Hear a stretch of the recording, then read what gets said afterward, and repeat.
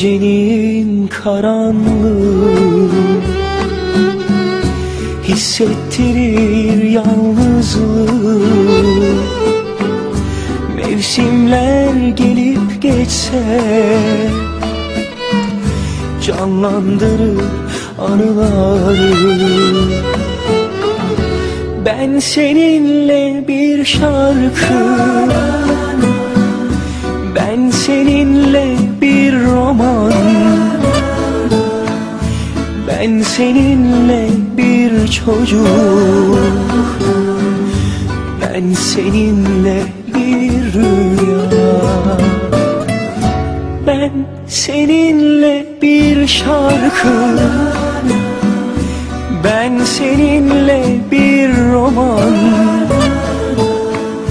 ben seninle bir çocuk, ben seninle bir rüya.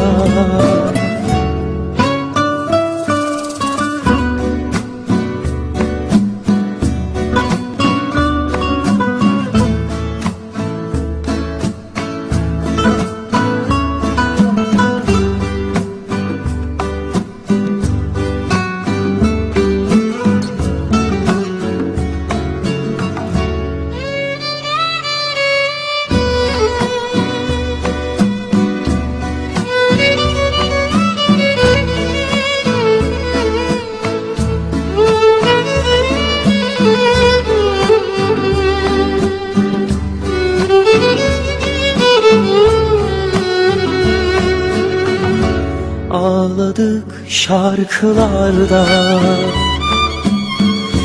kaybolduk anılarda. Aşk masalına inandık, savrulduk rüzgarında. Ben seninle bir şarkı, ben seninle bir roman, ben seninle bir çocuk, ben seninle bir rüya. Ben seninle bir şarkı, ben seninle bir roman, ben seninle bir çocuk, ben seninle